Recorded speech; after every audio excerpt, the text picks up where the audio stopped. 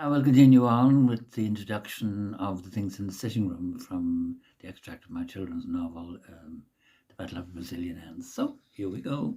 We start off with Greg Chrome coffee table, the upstarts from Dublin. Hi, Greg coffee table drawled, staying long until Dad finishes his new book, said Brian. We hope he'll stay forever. We like it here, was Maeve's contribution.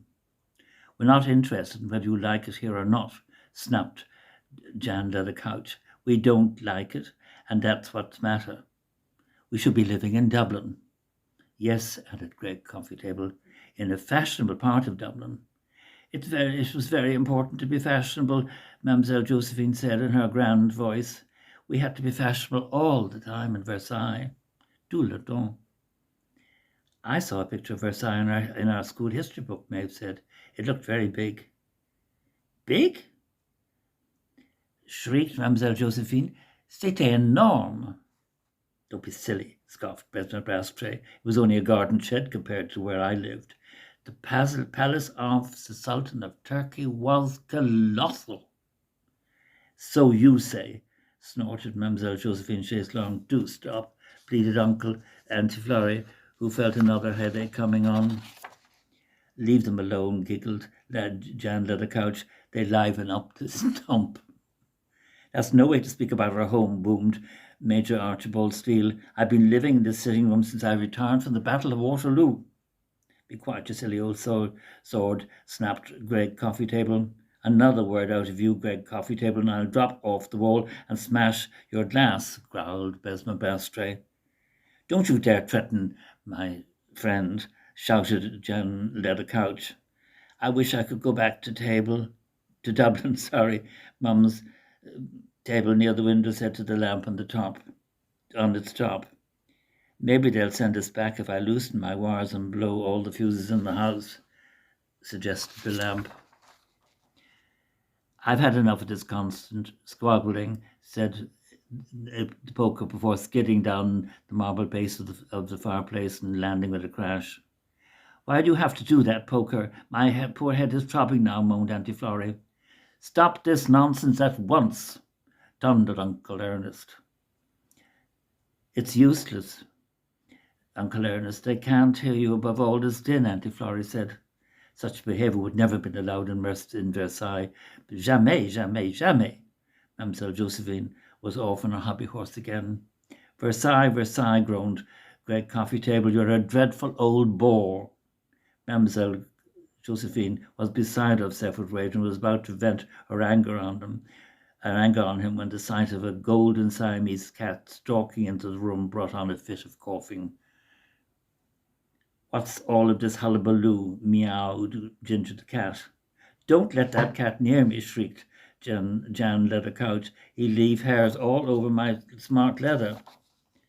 Where did that cat come from? Demanded Mlle. Josephine as soon as she stopped coughing. He's Mum's cat, Maeve told her. He's insisted on coming with us. He's very spoiled. Well, get him out of here, ordered Mlle. Josephine Chaiselong. Now, immédiatement. Ginger the cat arched his back, his green eyes gleaming horribly. Be careful, I'll rip your silk cover under my claws, he spat at her. Stop threatening Mlle. Josephine Chaiselong. Stop it, I say, boomed Major Steele the sword. How do you intend stopping me? Ginger the cat looked up at him. Poor Major Steele didn't know what to say and cleared his throat and said, his poor brains had gone. Always eager for a fight, Besma Brastray broke in. I'll stop you. If you don't leave the sitting room this instant, I'll drop down and cut off your tail. This frightened Ginger the cat, and spitting at Besma Brastray, he slunk out of the room, his tail carefully stuck between his legs. Thank you, Major Steele, Mlle. Josephine said sweetly, ignoring Besma Brastray. Vous êtes très gentil. Pleasure, mademoiselle, he replied gallantly. What about thanking me? Shouted Besma Brastray. I made the cat leave, not him. Stop. This quarrelling will have to stop, thundered Uncle Ernest. Do you hear me? You're all old enough to know how to behave. As for you, Jan Leather Couch and Greg Coffee Table, Mind your manners. I pick a us, they chorus. Because you make fun of our home, boomed Major Steele the sword. Besides, you're both too modern, shouted Besma Brastray, all that flashy leather and glass. You shouldn't have been put within a stone's throw of a piece of furniture as refined as me, snorted Mlle. Josephine Chaiselon. Refined, you, sneered Brastray. You don't know the meaning of the word. Besides, she's old and her eggs are likely to crumble into dust, laughed Greg Coffee Table. That's the ticket. Greg, give it to her. The silly old heap of junk, giggled Dan Leathercouch. At least I have stood the test of time, Mlle. Josephine replied with great dignity. I'd hate to see what you two will look like in 200 years from now.